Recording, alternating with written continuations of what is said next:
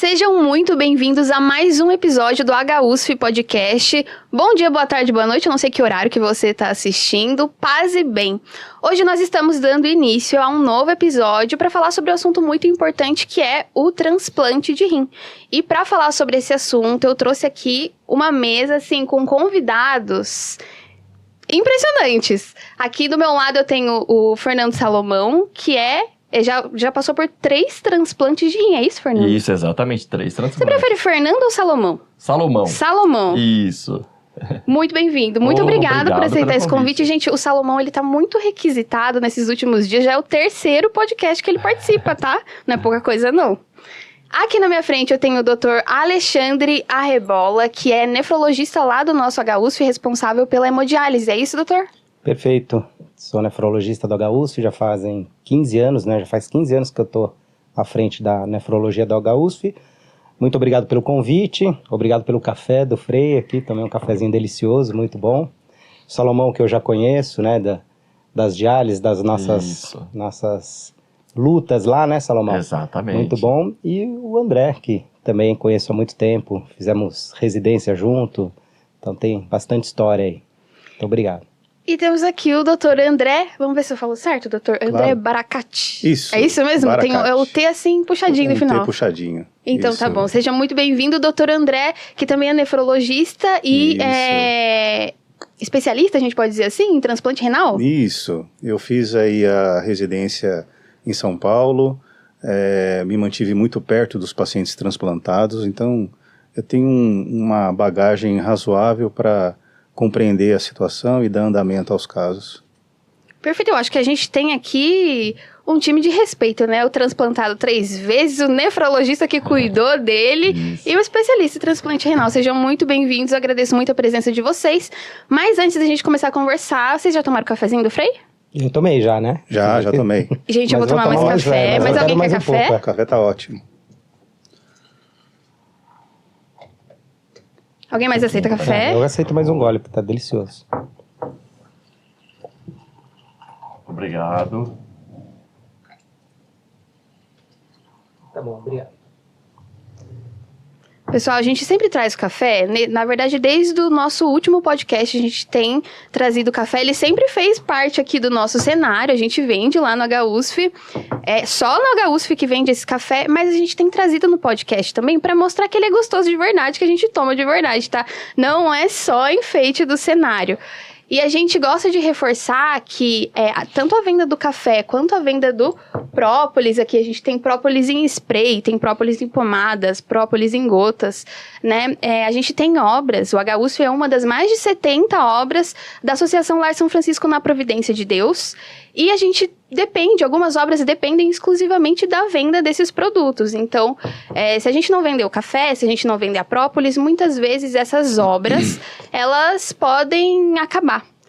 E não é por nada não, mas o café é uma delícia e o própolis, inclusive, tem estudos a gente já teve um podcast exclusivo sobre isso, para falar sobre os benefícios da própolis.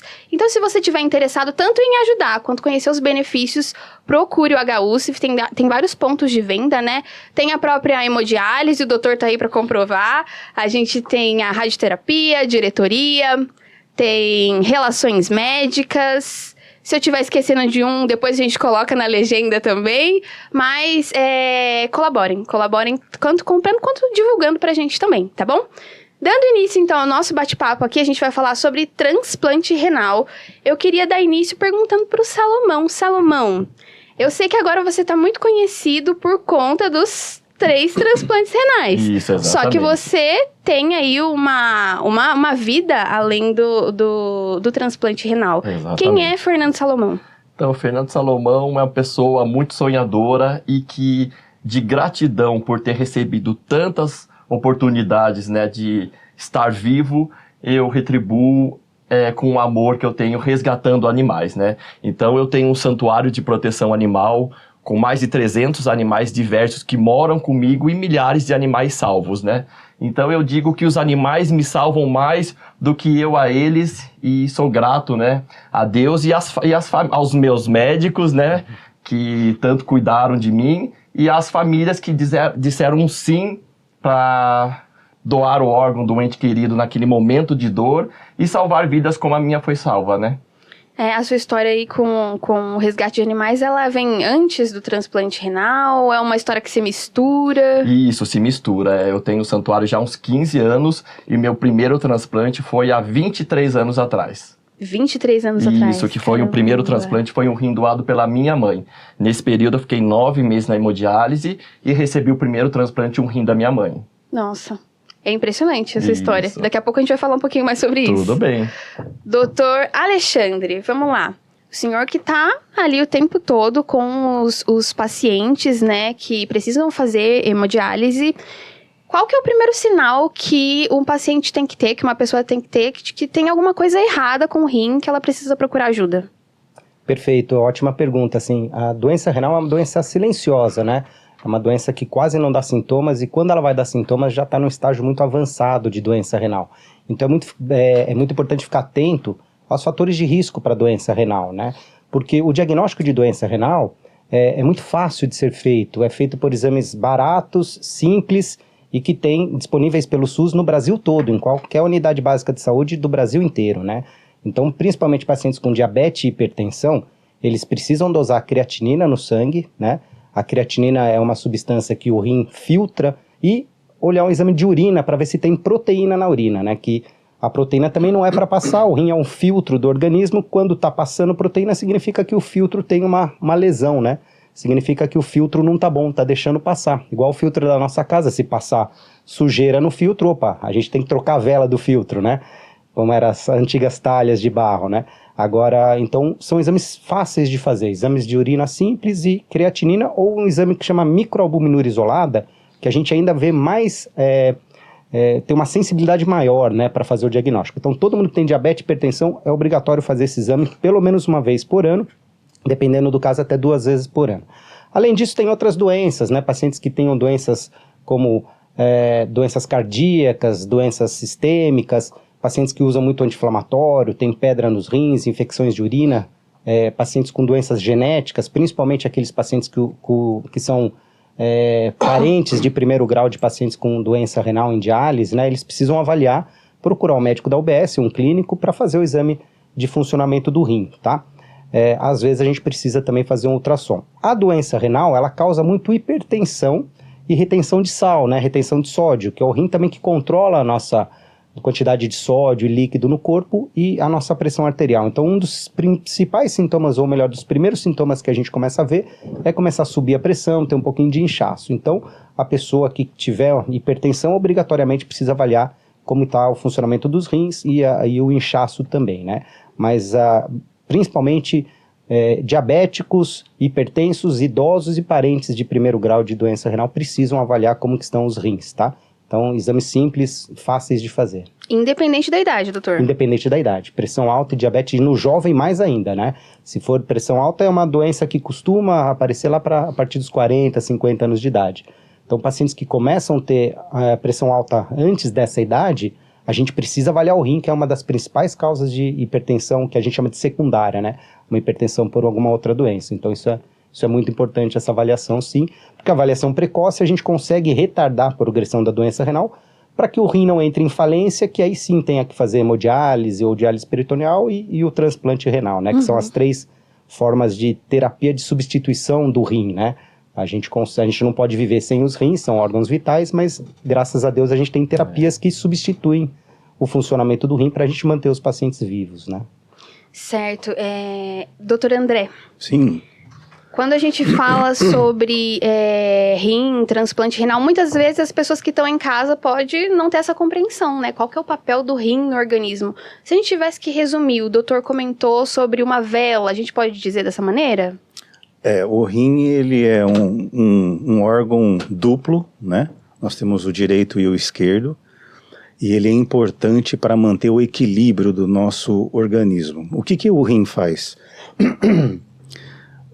Ele controla o pH do nosso sangue, então ele costuma trabalhar entre o ácido e o básico. O nosso pH sanguíneo ele gera em torno de alguns produtos que deixam ele um pouco mais alcalino do que ácido, então o rim ele precisa desse equilíbrio para fazer com que o funcionamento do nosso organismo continue adequado. Ele tem a propriedade de eliminar o excesso de água do nosso corpo. É como o Alexandre disse, né? Se nós não tivermos um filtro, começa a acumular líquido em diversos órgãos e tecidos, e em alguns compartimentos também. O excesso de sal do nosso corpo, ele também é eliminado pelo rim. Tanto é que uma das primeiras medidas que a gente procura falar para os nossos pacientes que são hipertensos, né, é reduzir o sal da alimentação, porque o rim não tem esse compromisso de retirar o excesso. E o nosso organismo, ele 24 horas por dia, ele produz um lixo que nós chamamos de toxinas, né? É o que o nosso organismo não costuma utilizar. Então nós precisamos de um gari. O nosso rim ele tem essa função de jogar o lixo para o lado de fora através do nosso débito urinário. Então as funções são basicamente essas para manter o corpo saudável. E qual que é o ponto que o paciente chega que ele perde a função do rim e ele tem que começar a procurar tratamentos, e em que momento que é cogitado o transplante renal? Isso é uma coisa bem individualizada, tá? Como o Alexandre disse, é uma doença bem silenciosa. Se nós formos entrar dentro da fisiologia, o rim ele começa a dar sinais de que ele está diminuindo a sua função quando ele começa a diminuir a função para menos de 60%. Então isso é um dado bem genérico, tá?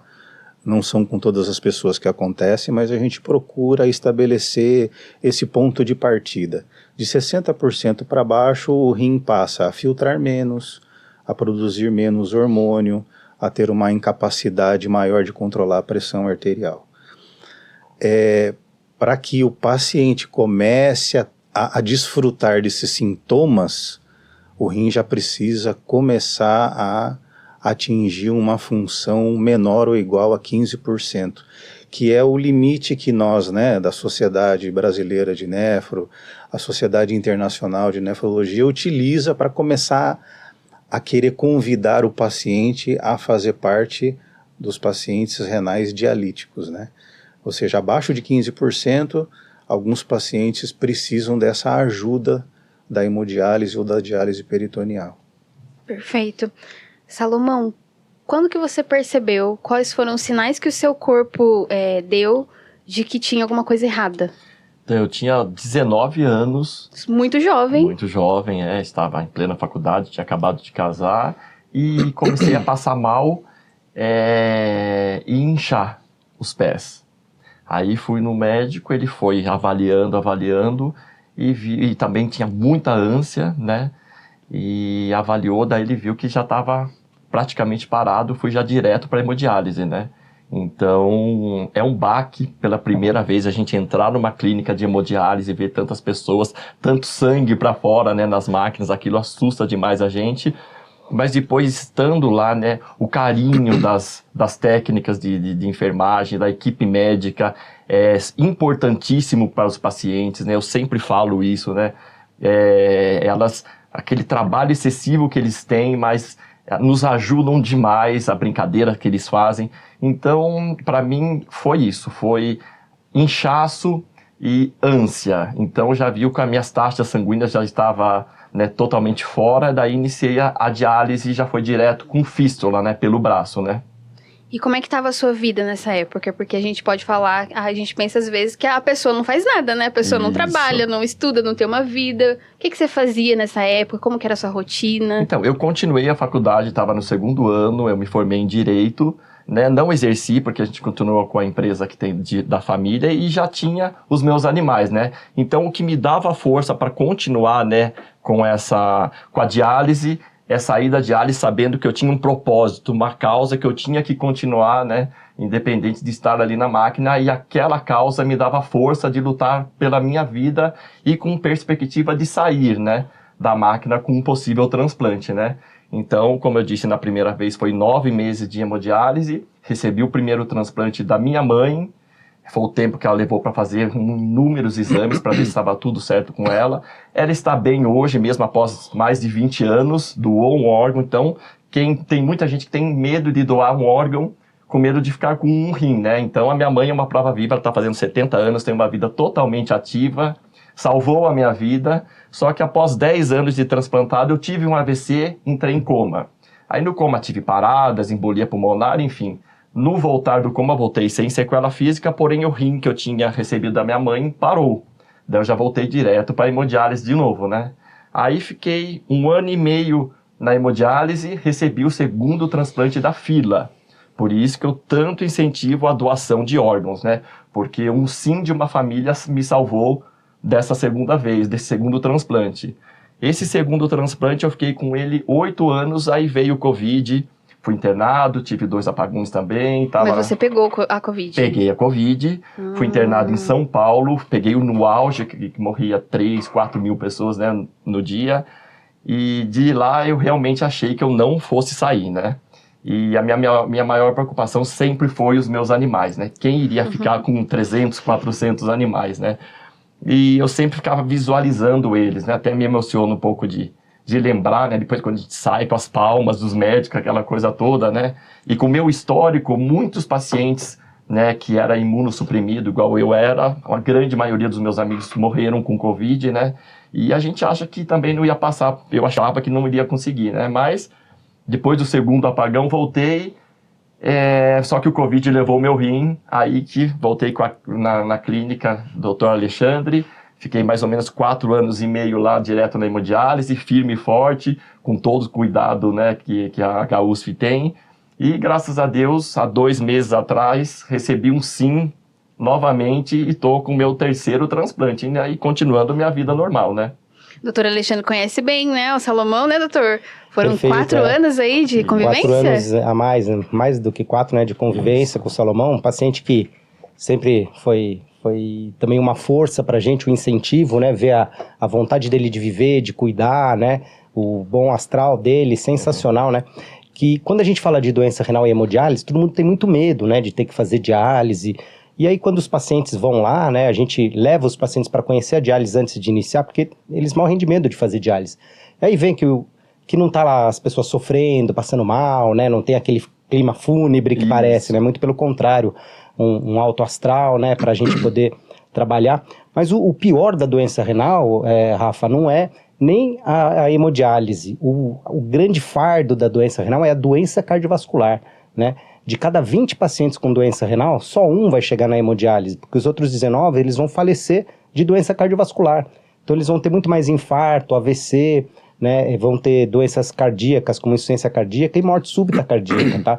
Então, eu brinco com os meus alunos, né, que os pacientes morrem de medo de ir para diálise, que eles não têm que ter medo de ir para diálise, eles têm que ter medo de ter doença cardiovascular, né? E graças a Deus hoje a gente colocou a creatinina e a albuminúria como marcadores de doença cardiovascular, e a cardiologia está nos ajudando muito, né? Porque antigamente a gente morria de medo de colesterol, né? Então, como que está meu colesterol, doutor? Não, seu colesterol está um pouquinho alterado, mas o problema é a sua creatinina. O paciente nem entendia muito bem, né?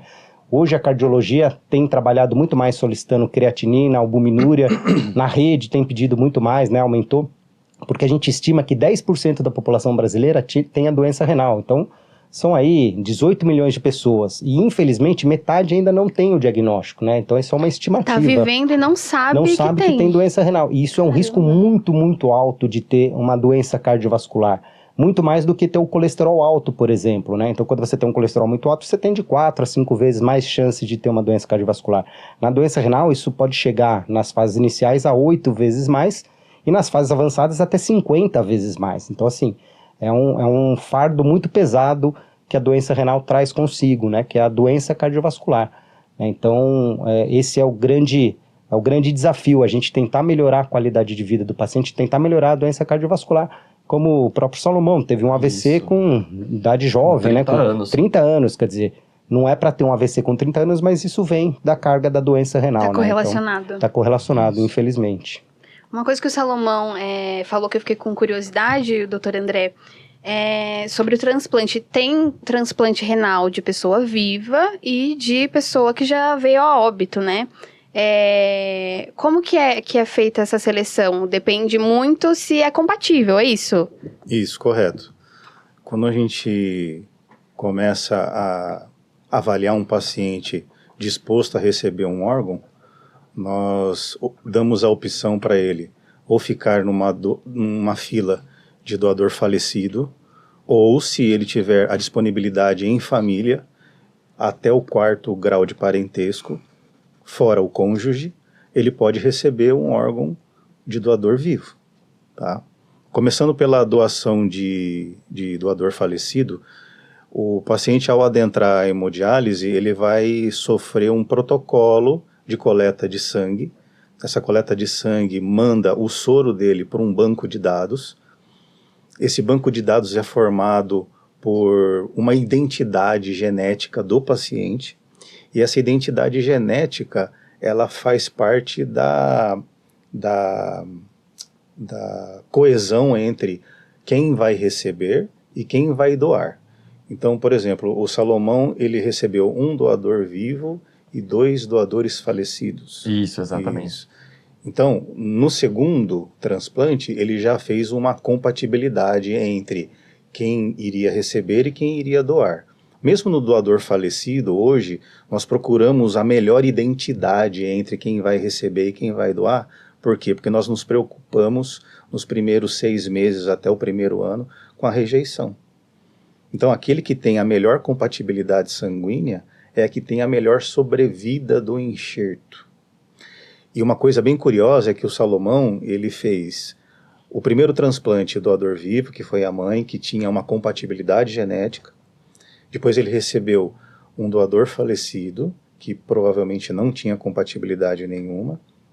E o terceiro, a mesma coisa. Então, a partir do momento que ele vai fazendo, né, os transplantes, o primeiro para o segundo para o terceiro, ele vai criando uma identidade imunológica dentro dele. Então fica cada vez mais desafiador fazer o transplante, porque ele está recebendo um órgão de diferentes pessoas. Então ele primeiro recebeu da mãe, o segundo de uma pessoa desconhecida e o terceiro também de uma pessoa desconhecida. Então o sistema imunológico dele fica armado para querer rejeitar o órgão que vai chegar. Então hoje a gente trabalha muito com essa identidade genética para fazer com que o órgão que está chegando para o receptor tenha uma compatibilidade mais adequada. Porque o transplantador ele fica muito com a pulga atrás da orelha para saber se ele vai evoluir bem ou não nos primeiros 6 meses a 1 ano do transplante. Uhum. E quão raro, doutor, é uma pessoa fazer 3 transplantes? Porque, pelo que eu entendi, existe todo um protocolo, né? E existem pessoas também que estão na fila há anos e nunca conseguiram fazer. Uhum. Como que funciona? No caso do Salomão, o primeiro transplante dele, que foi da mãe, durou quanto tempo? Durou 10 anos e eu só perdi por causa do AVC. Não foi uma rejeição aguda, teve o AVC e seguido das paradas. Isso. E, né, voltei sem o segundo dele, ele me disse que foi por efeito do Covid. Então a gente hoje trabalha também com essas doenças emergentes que começaram a aparecer de 2018 para cá, que foi o boom do Covid, né, que muitas pessoas sucumbiram e perderam os enxertos. Então a gente fica preocupado com a resposta que essa pessoa vai dar ao enxerto. 3 transplantes não é tão raro assim. Eu tive a ousadia de acompanhar uma pessoa que fez 5. 5 Não tinha mais lugar para colocar o enxerto. Cara. Ela utilizou 2 rins na fossa ilíaca direita, 2 rins na fossa ilíaca esquerda, e toda vez que você faz a cirurgia, que você mexe no nosso corpo, o nosso corpo responde com um processo de cicatrização que não dá para ficar mexendo no mesmo lugar. É um lugar muito inócuo para você enxertar outro órgão. Então, o cirurgião, ele teve a brilhante ideia, naquela época foi brilhante, porque a gente tinha o paciente e não sabia onde colocar o enxerto. Isso era inédito. Isso era inédito. E o paciente não tinha mais acesso para fazer hemodiálise. Ele não tinha onde colocar catéter, a barriga dele não dava mais para fazer diálise peritoneal. Aí o cirurgião foi para casa e falou assim, eu encontrei uma forma. Nós vamos tirar o baço dele e eu vou colocar esse quinto rim na loja esplênica. Caramba, então no lugar do baço. Colocou no lugar do baço. Eu olhei para o cirurgião e falei assim, minha nossa, será que isso vai dar certo? Eu fiquei pensando assim, nosso rim ele vai despencar lá de cima, né? Porque não tem nada que grude o órgão lá dentro da barriga. Enfim, deu tudo certo. O paciente saiu transplantado. Eu, infelizmente, perdi o acompanhamento, né? Porque nós mudamos de setor. Mas eu não fico tão assim impressionado, porque hoje em dia a mão dos cirurgiões, a tecnologia, ela está tão avançada que esses politransplantados existem, né, no Brasil, no mundo, e estão sendo controlados com muita tranquilidade. Impressionante. Impressionante. Salomão, falando um pouquinho então sobre o período que você fez hemodiálise. Certo. Eu, como boa jornalista que sou, fui lá fuçar o seu Instagram. Certo. E eu vi que você tem um carinho muito grande pela equipe, né? Foram 4 anos, afinal, não é pouca coisa, né? Exatamente. Como que foi esse relacionamento com o Dr. Alexandre, com a equipe, com as enfermeiras? Eles são incríveis, né? A gente pega aquela amizade, né? Tive várias das enfermeiras visitando, né? O santuário, né, que eu cuido. Então, eu tive lá já visitando após o transplante, levei um bolo de gratidão, né, por eles, por tudo que fizeram por mim. Então, de uma grande importância esse carinho, que você vê o dia a dia que elas têm com a gente. Às vezes a gente está passando mal um pouco de pressão baixa ou de pressão alta, e sempre é uma equipe fenomenal essa equipe da HUSF. Então, eu só tenho a agradecer por ter, né, tido a oportunidade de fazer a hemodiálise com eles e ser tão bem cuidado, né, por eles, né. Não sei quando vai ao ar, só lembrando que hoje, né, que está sendo gravado dia 20, é o dia da auxiliar de enfermagem. Então, quero, né, dar os meus parabéns e minha gratidão eterna a todas elas, né. Com certeza. Mas eu imagino que quando você chegou, né, na hemodiálise, a primeira vez que você entrou, você teve algum impacto, algum susto? Eu acho que para mim o mais difícil foi voltar de novo. Voltar. Porque eu já sabia como era, né? As agulhas, que são umas agulhas grandes, eu dava a injeção nos meus animais de porte grande, né? Nos bois, nos cavalos, morria de dó deles, depois fui ver, minha agulha era maior que a deles, né? Então, aí depois, e outra, um dia sim, um dia não, né? Um dia sim, um dia não, mal passou aquela dor, aquele furo cicatrizou, no mesmo local, por isso que dilata tanto a veia, né?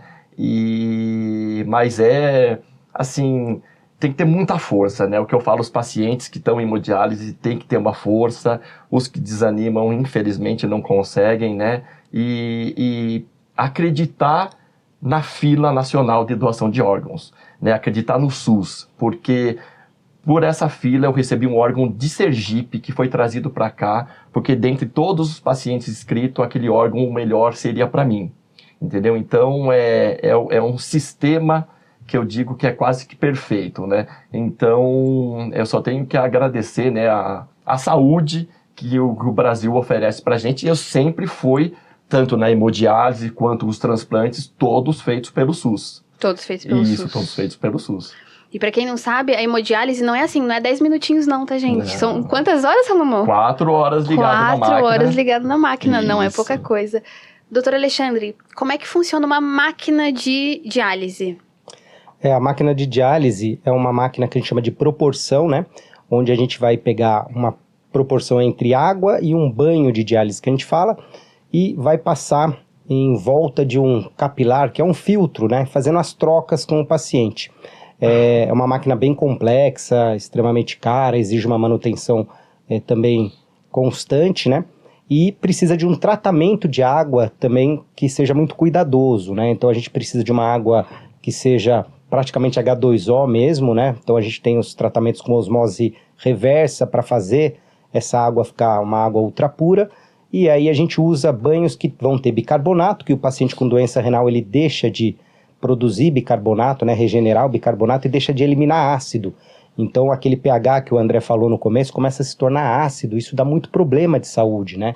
Então a gente tem que dar bicarbonato para o paciente, tirar o ácido do paciente, tirar as toxinas e oferecer algumas coisas, ofertar algumas coisas que faltam para o paciente de doença renal.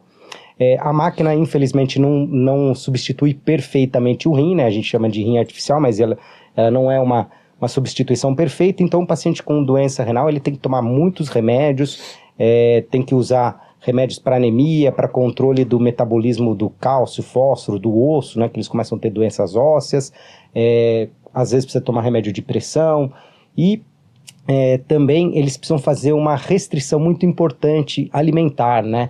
A restrição de água, infelizmente, eles, quando tem problema renal em diálise, eles param de urinar, então eles não podem tomar água à vontade. Isso é uma dificuldade muito grande, restringir água e sal, porque depois a gente tem que tirar isso na máquina. Isso às vezes causa o desconforto do paciente durante a diálise, cai a pressão, como o Salomão falou aí pra gente, né?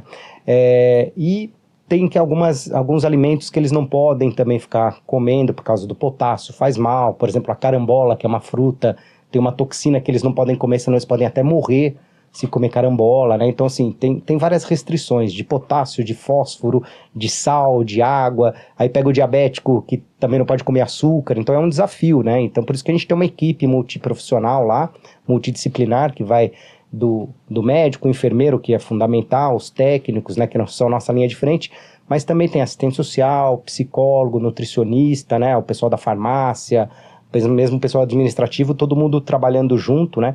Isso é um lugar da medicina que a gente consegue trabalhar em equipe multidisciplinar, né?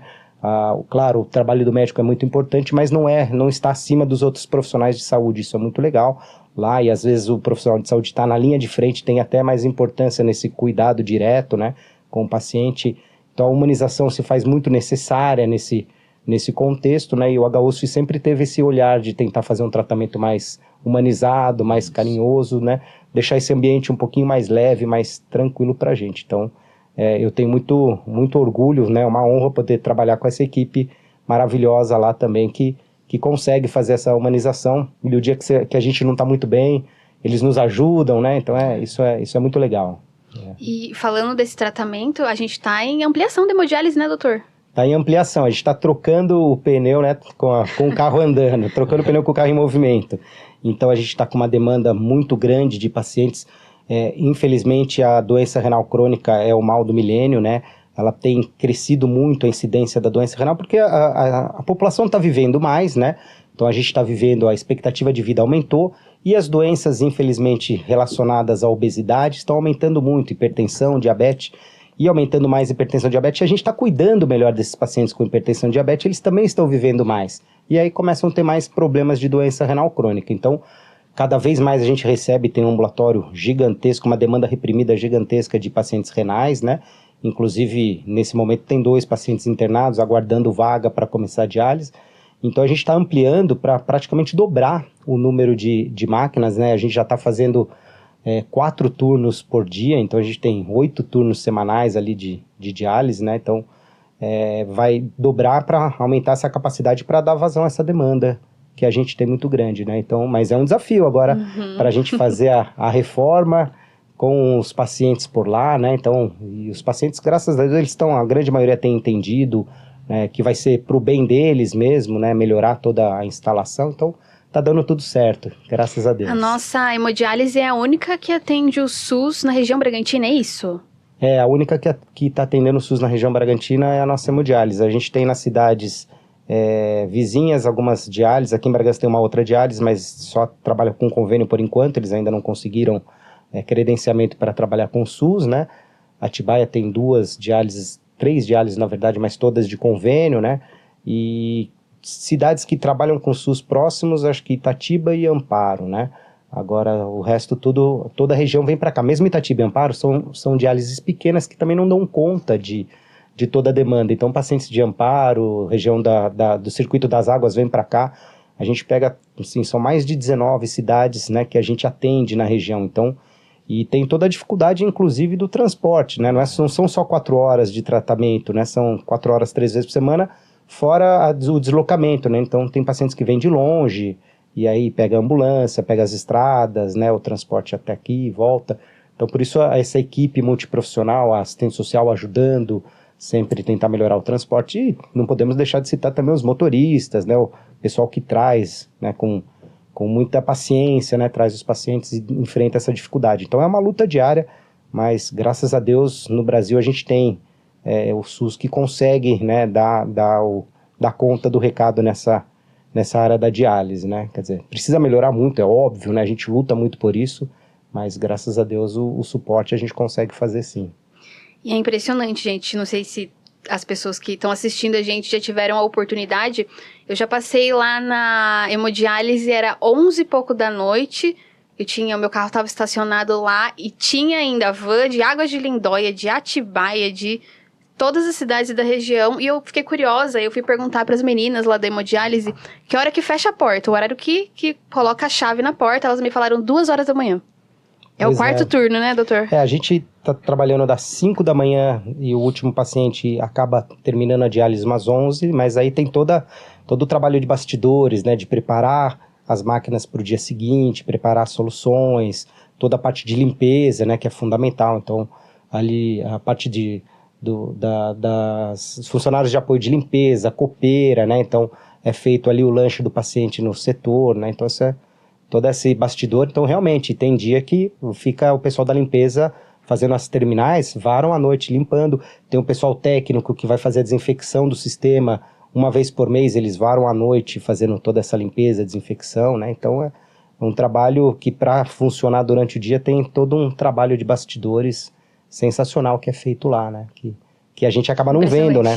Que é impressionante. Impressionante, com certeza. Doutor André, falando um pouco mais sobre transplante, quais são as possíveis complicações do transplante renal? Bom, quando um paciente ele é submetido ao transplante, nós podemos dividir essas complicações em complicações inerentes ao procedimento cirúrgico e complicações que o paciente faz a curto e a longo prazo. Então, procedimento cirúrgico são as complicações inerentes ao procedimento mesmo, que são sangramentos, né, infecção de ferida operatória, complicações anestésicas. Isso daí é uma coisa intrínseca de qualquer método invasivo de tratamento, tá? O que o nefrologista mais teme no pós-operatório são 2 coisas. Em primeiro lugar, a infecção, né, porque a infecção ela pode levar o paciente embora, né, e a gente não quer isso. E em segundo lugar, a rejeição. Então, se nós colocarmos aí em pauta quais são as infecções que nós nefrologistas lutamos muito para evitar, nós temos aí praticamente 3. Né? A primeira é a citomegalovirose, que é um vírus que só se manifesta em pessoas que estão muito imunodeprimidas. Então é um vírus bem melindroso, você precisa ter uma capacidade de adequar os medicamentos para que ele não apareça e ao mesmo tempo que não rejeite. Então é um vírus que fica quieto, mas se ele perceber que o organismo do hospedeiro, do paciente, está muito vulnerável, ele coloca a cabeça para fora e começa a se manifestar. E ele pode levar tanto a falência, né, do enxerto, que é o transplante, como levar o paciente mesmo ao óbito.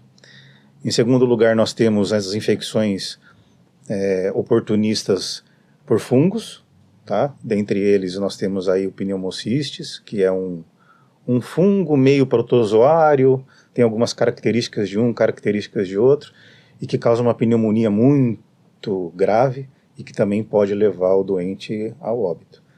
E de uns tempos para cá foi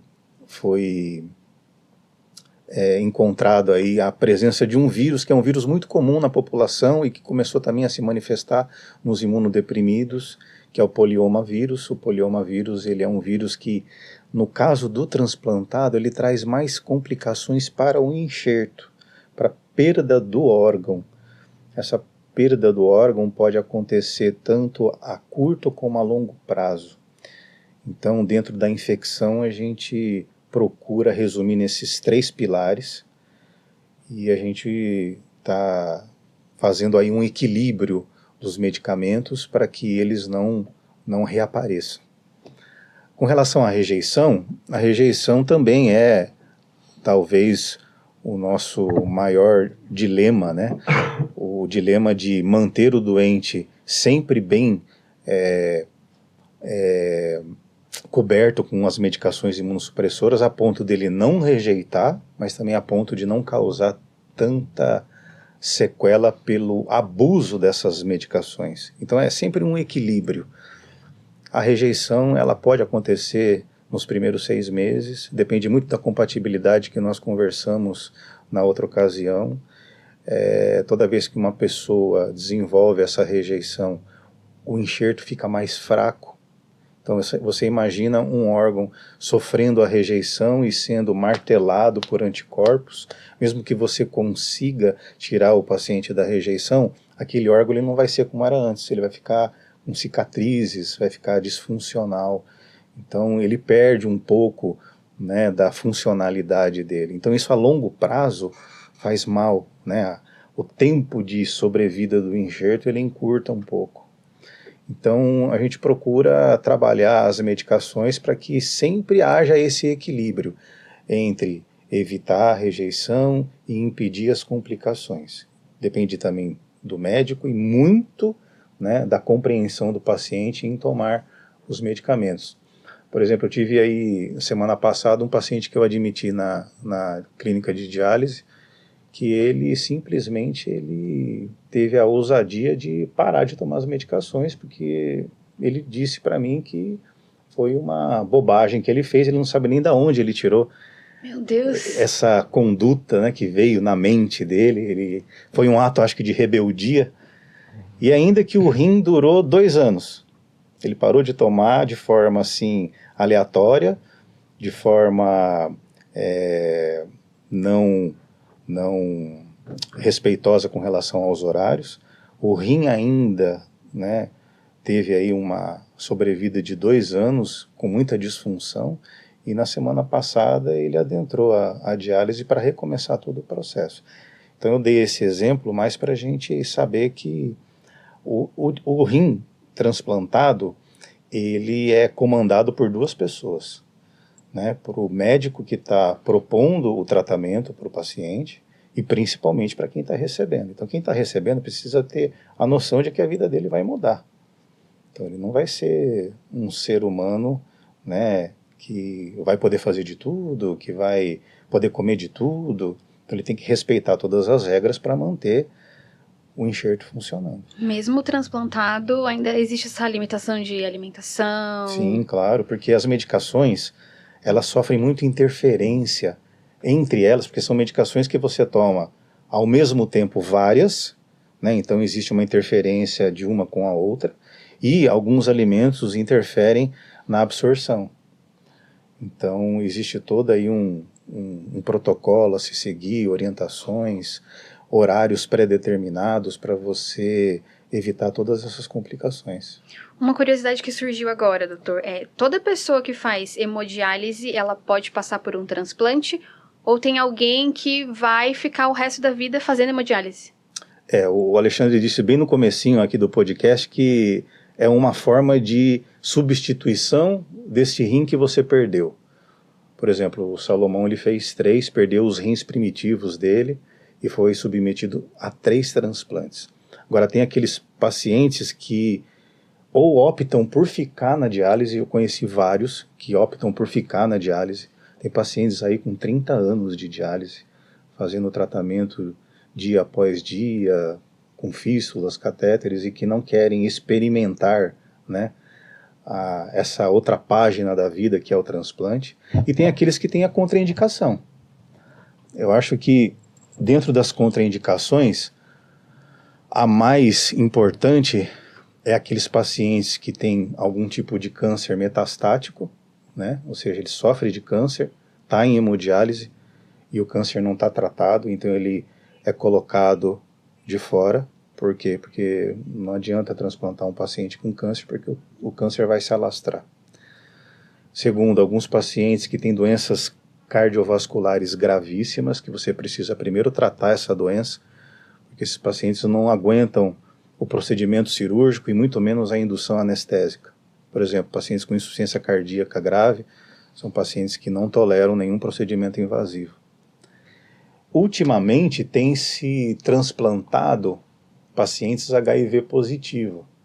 Antigamente eles não estavam com toda essa bola, né, para transplantar pacientes HIV positivos, mas hoje sabe-se que se o paciente HIV ele está recebendo um tratamento adequado, com uma carga viral baixíssima ou quase que inaparente na corrente sanguínea, e não está sofrendo de nenhuma complicação, como alguma doença oportunista, você pode colocá-lo na fila de transplante, desde que ele siga com os dois tratamentos, tanto para o transplante como para o HIV.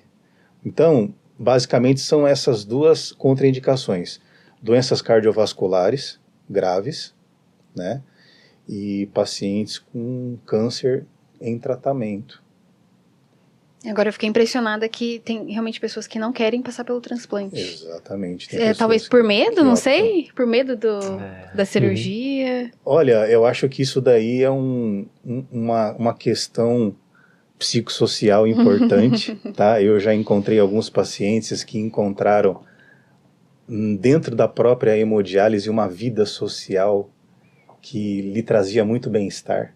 Que interessante. Tem pacientes que sofrem de muita solidão quando adquirem a doença, muitas pessoas se afastam e eles encontram na comunidade da diálise, porque o Alexandre falou agora mesmo, né? É uma família, né? É uma equipe multiprofissional onde você encontra tudo lá dentro. É como se fosse um hospital dentro de um hospital. E o paciente ele se sente muito acolhido. Tem paciente que transplantou e aproveitou um momento de solidão para abandonar o tratamento e voltar para a hemodiálise apenas para reconquistar a convivência social. Isso é uma coisa, né, que precisa passar por um estudo, né? Impressionante. Um estudo psicológico. Eu nunca parei para intenso. pensar sobre isso. É isso mesmo, seu Lelão? Exatamente. Eu conheço um paciente que desde a primeira vez que eu fiz transplante preferiu continuar na máquina, né? Então é uma coisa muito individual da pessoa, né?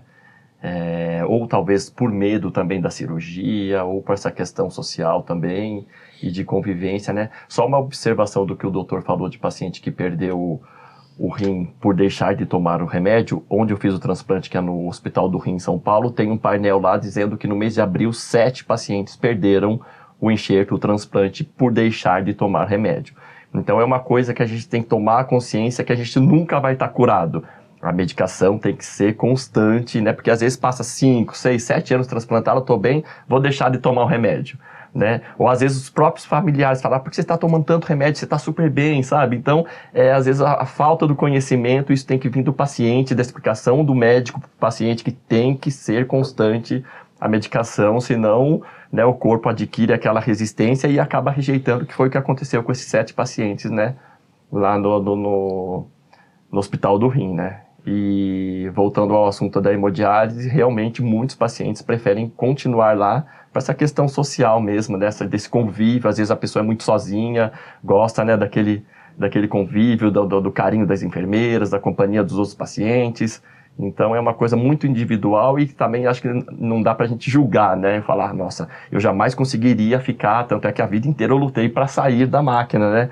Porque tem, né, a minha vida fora, meus animais para cuidar. Então é uma coisa bem pessoal mesmo, né? Muito individual. Isso, exatamente. É engraçado, quando você anda lá no setor de hemodiálise, é um setor diferente, né, doutor? Todo mundo se conhece e aí eles estão ligados na máquina, mas eles estão fazendo brincadeira com o outro que tá lá do outro lado. Tem esse sentimento de família realmente, né, doutor? Tem sim, inclusive os pacientes veem mais a equipe do que a própria família, né? Vai 3 vezes por semana lá, então a família está trabalhando, muitas vezes, né? A gente tem muito paciente idoso, né? Então a grande maioria dos nossos pacientes tem mais que 60 anos, então também já é uma dificuldade tem medo de passar por uma cirurgia, medo da indução anestésica, né? E tem essa questão social, a gente também tem pacientes em situação de vulnerabilidade, né? Então a gente tem 3 ou 4 pacientes lá que moram praticamente na rua, né? E ali na diálise eles acabam recebendo cesta básica, porque a assistente social vai atrás de conseguir ou doações por ONGs, ou mesmo a prefeitura, o SEMADES, né? A equipe de assistente social do município acaba levando cesta básica, a equipe se ajuda, né, quando tem alguma situação, alguma dificuldade. Claro, como toda família, também nós temos nossos arranca-rabos, nossas tretas, né? Acaba, às vezes, um paciente, eu não quero mais ficar do lado dele ali, porque ele liga o celular, fica ouvindo música durante a diálise, né? Fulano ronca durante a diálise. Então, assim, tem as questões também, né? Como toda família, a gente tem nossas diferenças. Mas essa questão de convivência, a gente percebe muito isso lá na diálise, né? Que eles têm muito, principalmente os idosos, né? Muita carência, eles acabam vendo mais. Eu lembro que uma vez eu estava indo avaliar os pacientes, cumprimentando todo mundo, e me chamaram para ver um paciente na outra sala que não estava muito bem. E eu saí da sala, fui lá, vi, foi tudo bem. Voltei uns 15 minutos depois, a paciente estava chorando, uma senhora. Eu falei, nossa, por que a senhora está chorando, né? Ela fala, estou chorando porque você passou aqui e não me falou oi. Você não me cumprimentou. Eu falei, poxa vida. Meu Deus. É a carência, né? Ela falou, eu achei que você não queria falar comigo, né? Então, na verdade, aí ela foi... então, aí eu voltei, conversei com ela, não é nada disso, eu tive que sair, tadinha, né? Então, tem esse aspecto de convivência lá, né? Então, tem a questão dificuldade também, né? Então, às vezes a gente também olha o paciente com dificuldade de aderência, né? Então, aquele paciente que não consegue seguir uma orientação dietética adequada, que já não toma remédio na diálise, a gente sabe que esse paciente no transplante também ele vai dar muito trabalho. Por vezes isso até tem uma avaliação psicológica e fala, isso é um limitador. Tem muitos pacientes também que têm um problema cognitivo, né? Tem vários pacientes com transtorno autista ou mesmo sequelados que acabam não tendo essa cognição. Então, isso é uma dificuldade. Graças a Deus isso é muito pouco, né? É mais o que o André falou mesmo, né? As contraindicações. Mas tem uma parcela ali que não quer sair da diálise, né? E outro dia teve doutor, você não vai embora dessa diálise não, né? Porque se for embora eu vou junto, né? A gente acaba criando um carinho muito grande com esses pacientes, né? E infelizmente a gente tem alguns pacientes que acabam falecendo de doença cardiovascular, né? Tem 10% ali de mortalidade, de 10 a 15%, dependendo do local. E a gente sofre muito, né? Então você vê que, nossa, o paciente foi internado na época do Covid, né? Que a gente acabou perdendo alguns pacientes. Isso abalou muita gente, né? A gente ficou muito triste, a equipe ficava arrasada, né? Os pacientes também. Então, tem esses aspectos sociais, sim, na diálise, o aspecto de convivência, né? De muito tempo. Falando sobre essa questão da família, qual que é a importância da rede de apoio, doutor, para um paciente que está lá na diálise? É fundamental, né? Então, às vezes, a família tem que mudar a alimentação, o apoio de levar o paciente buscar. E, assim, eles são doentes renais, como o André falou, tem pacientes com doenças cardiovasculares e que precisam fazer acompanhamento. Então, tem que buscar o remédio no posto, tem que levar o paciente em outras consultas, né? E o apoio psicológico é fundamental, né? A gente percebe muito isso. O paciente que tem um apoio da família no bastidor, ele chega um pouco mais tranquilo na diálise. Aquele paciente que é mais sozinho, né? Ou porque a família mora longe, ou porque tem problemas familiares mesmo, eles têm mais dificuldades, se tornam mais rebeldes, né? Então acaba tendo alguns problemas, né? Isso a gente via quando eu trabalhava em Campinas, por exemplo, na diálise eu fiquei quase 10 anos lá. A gente tinha muito pacientes favelados, com uma associação, uma carência, né? Uma situação de vulnerabilidade absurda, né? E esses pacientes acabavam dando muito problema, né? E aí lá tinha uma ONG de eram 3 irmãs, 2 gêmeas e uma outra irmã, as 3 foram transplantadas, que foi super difícil, que o pai tinha a mesma doença, não poderia transplantar, é uma nefrite genética, a mãe poderia doar, tinha que escolher uma das 3 filhas para doar. Isso foi uma situação horrível na difícil, época, né? Super desafiadora. Só que aí uma ficou doente, começou a ter muitos problemas, inclusive de acesso, não conseguia dialisar e acabou priorizando essa. E no fim as outras duas transplantaram, elas criaram uma ONG de ajuda, né? Doe Vida, se não me engano. E aí, não lembro o nome correto, mas assim, eles... E aí ajudavam com cesta básica, ajudavam para esses pacientes. Isso era uma coisa fundamental, né? Para os pacientes que não tinham esse trabalho de apoio, essa rede de apoio familiar, né? Então isso é fundamental, essa rede de apoio, não tenha dúvida disso. Eu me lembro muito, a gente trouxe no podcast, acho que uns 2 podcasts atrás, uma paciente, inclusive, da hemodiálise e a filha dela que tem síndrome de Down, né? E Dona aí, Eunice. a Dona Eunice, isso mesmo. E ela me falava muito sobre isso, sobre a importância da rede de apoio, da família, da própria filha que tem síndrome de Down, tem as suas limitações, mas ajuda muito. Acompanha ela nas diálises. Não, toda vez que eu penso na hemodiálise, agora eu lembro da Dona Eunice com a filha, a Gi. Sim. Só para complementar o que o Alexandre falou, acho que dentro de uma clínica de diálise onde mais de 90% dos pacientes eles recebem o tratamento pelo SUS, né? Não estou deixando de fora as outras clínicas, mas isso significa em torno de 95% de todas as clínicas no Brasil. A população é extremamente carente. Existe um bolsão de pobreza intenso, e isso eu passo na pele todos os dias. Então nós precisamos entender que a doença renal crônica, ela está mais presente em pessoas vulneráveis, em pessoas de baixa renda, porque, como foi comentado aqui, as duas principais doenças que agridem o rim é a hipertensão e o diabetes. E isso se trata em unidades básicas de saúde, atendimento primário. Então, por ter muito bolsões de pobreza, um dos profissionais que merecem destaque dentro de uma hemodiálise é o assistente social. Porque nós não praticamos só medicina dentro de uma unidade de diálise, nós praticamos assistência social. Lá nós conseguimos doação de alimentos, conseguimos doação de medicamentos, pacientes geriátricos que precisam de fraldas, pacientes que não têm uma cama para dormir, a gente procura para fazer com que ele receba esse objeto em casa para ter um pouquinho mais de conforto. Algumas enfermeiras se dispõem até a ir na casa do paciente para saber se as condições de higiene estão adequadas, porque a gente vê o paciente chegando de uma forma deplorável na nossa unidade, a gente fica entristecido e ao mesmo tempo enraivecido, né? Porque, poxa, como que esse paciente vem todo dia para diálise nessas condições, né? Então, falta um pouquinho de olhar para essas regiões e saber que esse pool de doentes nasce desses bolsões. Então, onde tem um bolsão muito grande de pobreza, com certeza vai precisar de um nefrologista. E o nefrologista, infelizmente, ele está virando um dinossauro, né, Alexandre? A gente não encontra muito profissional da saúde que se forma médico e que procura a especialidade para dar andamento à sua carreira. A nefrologia, até no século XXI, tem muita gente que nunca ouviu falar num nefrologista.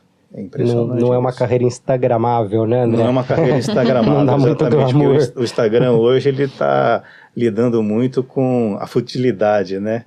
Então hoje a gente precisa lidar com essa condição e é entristecedor. Eu imagino para vocês que estão ali convivendo todos os dias, né? Para as enfermeiras, as próprias assistentes sociais, né, doutor? Sim, e puxando, né, esse assunto que o André colocou, por exemplo, a gente tem a residência, né, especialização em nefrologia lá no HUSF, que nós temos 2 vagas disponíveis por ano, né?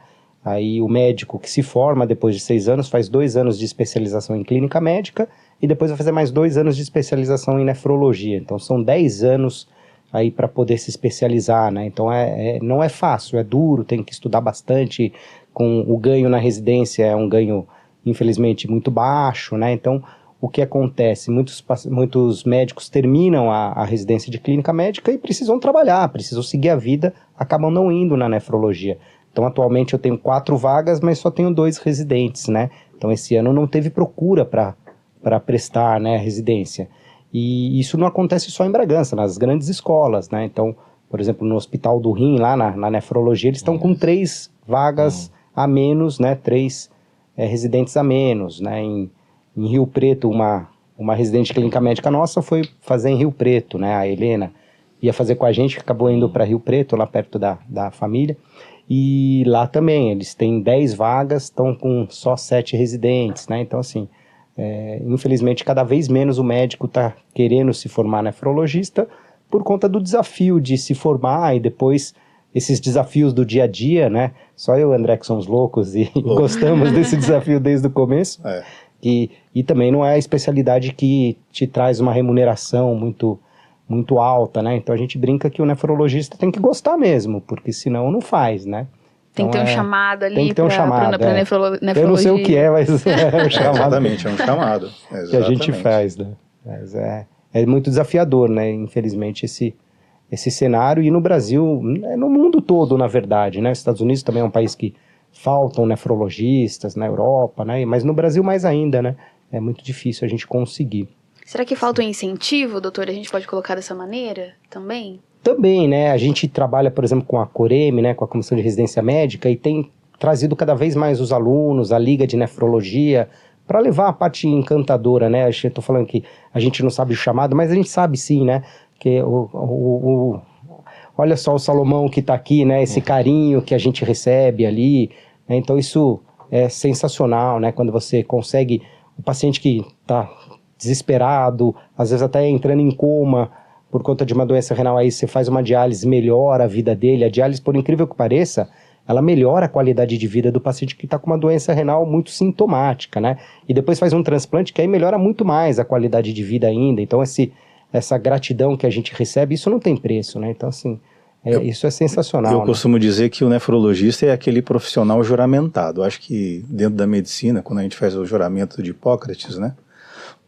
Eu acho que o primeiro é o nefrologista.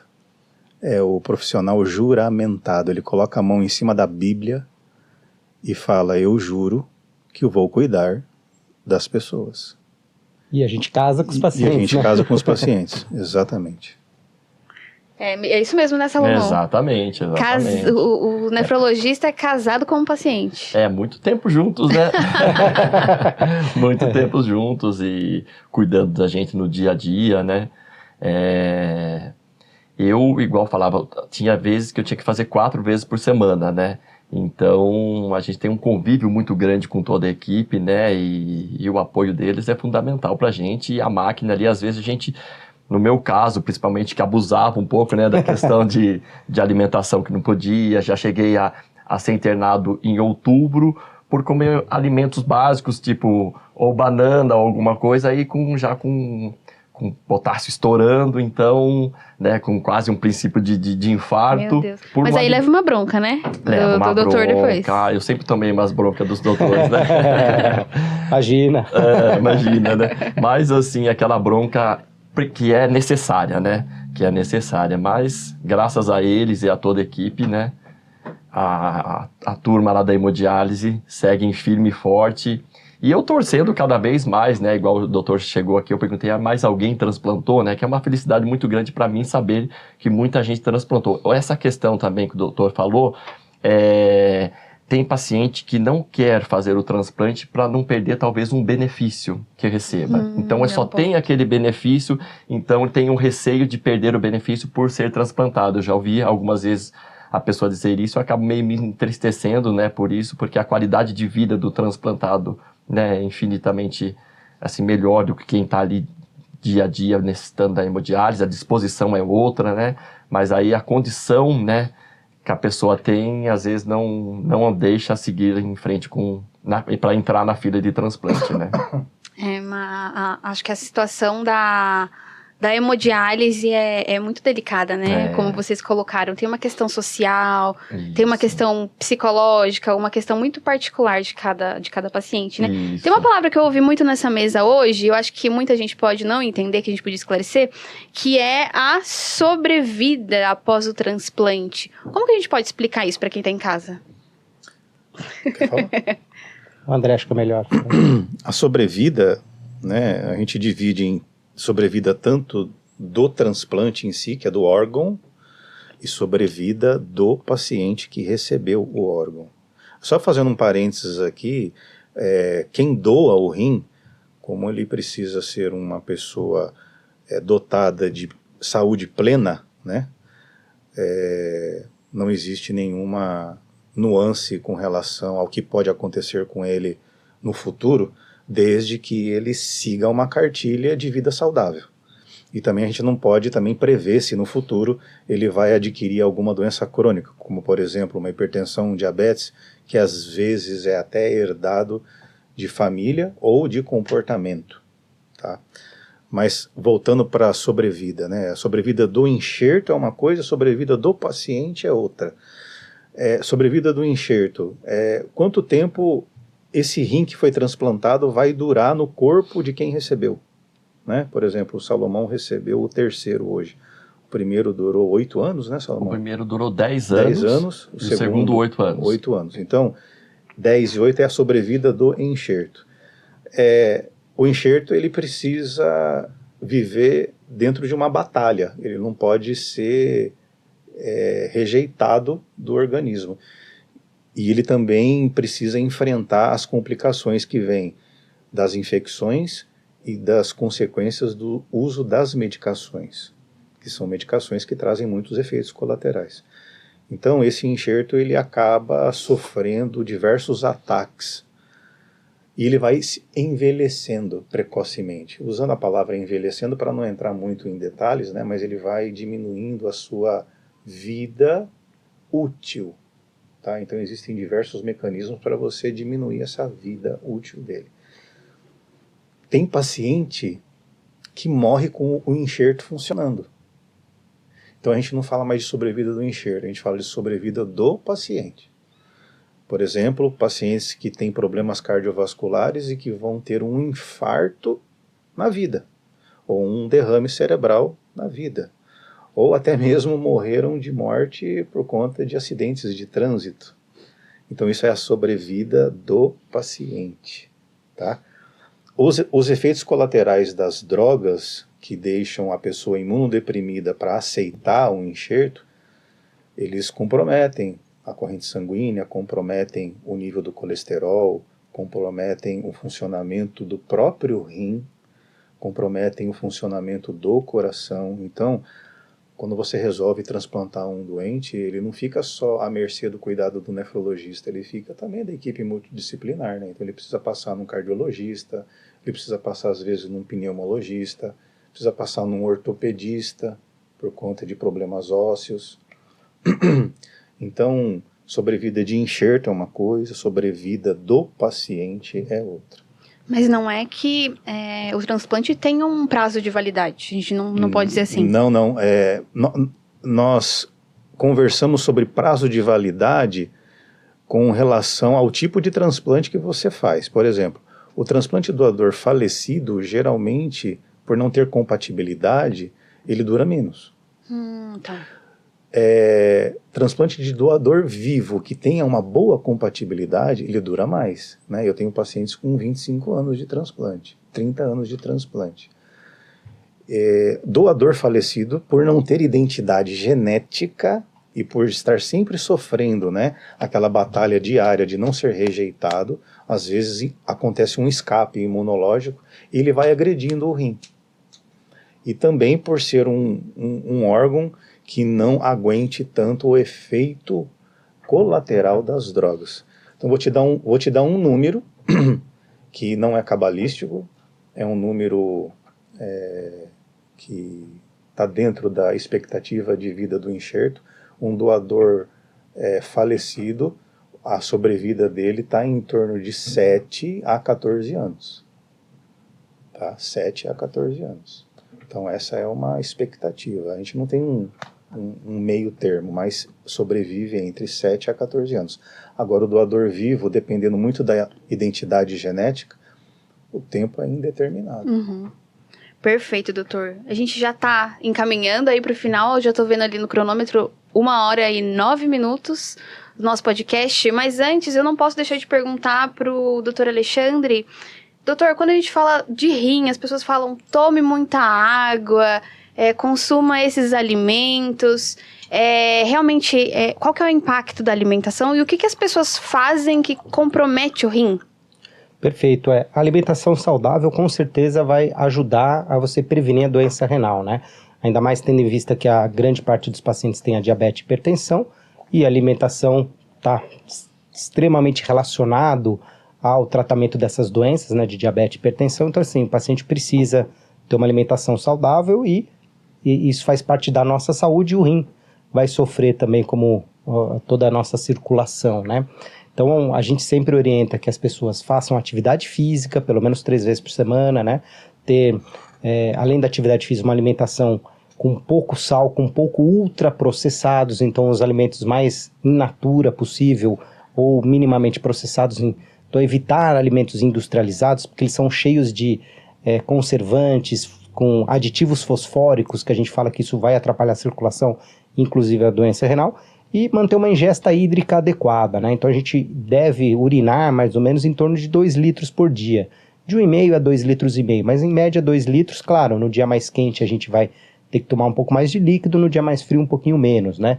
E líquido, não só água, né? O líquido como chá, sucos, né?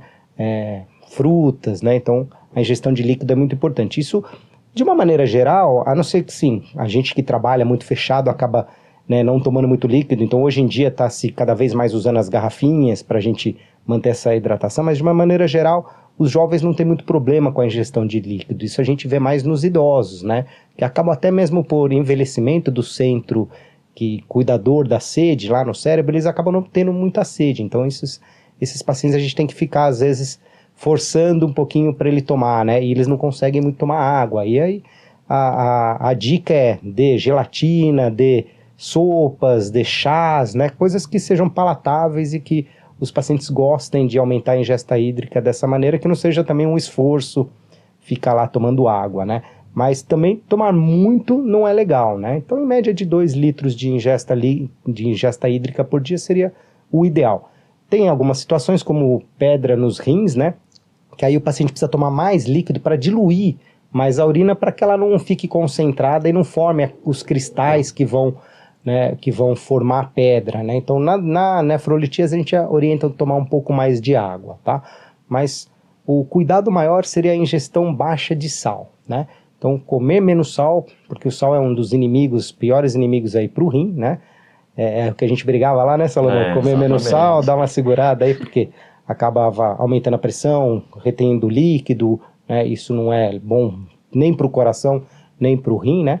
Então, e alimentos processados, tá? Que infelizmente no Covid teve aquela questão da segurança alimentar, os alimentos processados foram úteis porque a gente não podia ir toda hora comprar um pãozinho na padaria, não podia nem ir para a padaria, na verdade, né? Todo aquele isolamento. Então tem essa questão de segurança alimentar, mas tem um lado muito ruim que é dos conservantes fazendo mal para a saúde, tá? Então, dá pra gente dizer, doutor, que é possível prevenir um problema nos rins? Sim. Então, um paciente que tem pressão alta e diabetes precisa controlar, claro, seus níveis de pressão, seus níveis de glicemia no sangue, né? Fazer atividade física, uma alimentação saudável, isso é a principal maneira de prevenir a doença renal, tá? Então, isso se torna necessário para isso. E quando o paciente tem uma doença renal, ele fazer o tratamento, hoje em dia nós temos medicações que elas retardam a progressão da doença renal, né? Então, até 10 anos atrás, mais ou menos, a gente não tinha muitos remédios, né? A gente brincava que o paciente vinha pra gente, o cardiologista encaminhava, ou o endocrinologista encaminhava, a gente falava, olha, não está na hora de fazer diálise ainda, continua controlando o seu diabetes, continua controlando a sua pressão. Hoje, a gente já tem aí pelo menos 4 pilares de tratamento de doença renal crônica. Algumas medicações ainda são muito, muito caras, não são disponíveis, mas as principais são disponíveis pelo SUS já ou no Rename, né, na dispensação normal do postinho de saúde, ou mesmo com alto custo, né, com processo de alto custo. Então hoje a gente trata, eu até brinco que agora a gente é convidado para ir em congresso, convidado para jantares, né, André? Antes a gente era excluído, hoje chamam a gente porque tem tratamento. Então a gente tem até um interesse aí da indústria farmacêutica que, infelizmente, é necessário, né, para poder fazer essa... Infelizmente não, né? Felizmente é necessário para poder ter as novidades, né, a tecnologia para melhoria, né, do tratamento, mas hoje a gente tem tratamento para doença renal crônica, temos remédios que retardam a progressão e para pacientes principalmente com diabetes, né, então no Sistema Único de Saúde, então o paciente com diabetes, além de fazer hipertensão e doença renal, além de ter uma vida saudável, né, uma alimentação adequada, atividade física, temos medicamentos que ajudam a controlar essa doença renal, então é muito importante o diagnóstico precoce. Então, lá do começo, né, volta a ser importante procurar um médico, fazer o exame de urina e o exame de sangue, a creatinina no sangue e a proteína na urina são diagnósticos simples e fáceis de doença renal. Por exemplo, o Salomão, né, contou a história dele, quer dizer, se ele tivesse feito, talvez lá atrás, os exames de urina e a creatinina poderia ter, né, demorado mais tempo para chegar em diálise, né, então, mas não é fácil, né, a gente fala do paciente não gosta de tomar remédio, porque todo remédio tem efeito colateral, né? Então, às vezes o paciente não sente nada, a pressão alta é silencioso, o diabetes, quando ele não está muito alto, também a pessoa não sente nada. Aí toma remédio, tem efeito colateral, acaba deixando de lado o remédio, né? É muito comum falar, não sentia nada, parei, né? Pô, mas você parou de tomar remédio para o transplante? Ah, mas eu parei, não estava sentindo nada, eu tomava o remédio que passava mal, né? Tem os efeitos colaterais e para transplantado, assim, tem paciente que toma mais de 15 remédios por dia, né? Então é muito remédio, né? Então, e os remédios são grandões, né, André? Pegam muito. Né? São comprimidos tacrolimus, o micofenolato, são remédios enormes, né? Que tem que tomar 2, 3 de uma vez, né? Então, também não é fácil, né? Aí volta a questão da rede de apoio, de toda a equipe multidisciplinar, tá? Mas uma vida saudável é a chave para tentar. Então, atividade física e alimentação saudável sempre para prevenir as doenças renais, que graças a Deus hoje também temos tratamentos medicamentosos para isso. Com certeza, eu acho que com o avanço da tecnologia, né, em breve a gente vai ter novidades, imagina.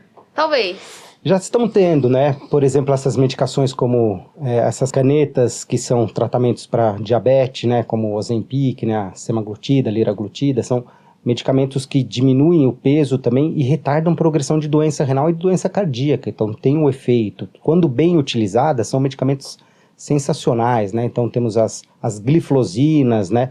Os inibidores de receptor de aldosterona, né? Então assim, tem vários medicamentos novos surgindo, né? E vários medicamentos agora em fase de estudos, né, que a gente consegue tratar, inclusive as nefrites, que antigamente a gente não tinha muito tratamento, né, hoje temos anticorpos monoclonais, que vieram até do transplante, muitas coisas assim, que a gente consegue ajustar a imunidade do paciente sem agredir muito, né, então sim, tem muita novidade sim, tratamento de doenças raras, né, então a gente está vivendo aí uma fase de tecnologia muito interessante. Infelizmente ainda tem um custo proibitivo para o Brasil, um país de dimensões continentais, com esses bolsões de pobreza, um custo muito alto, né?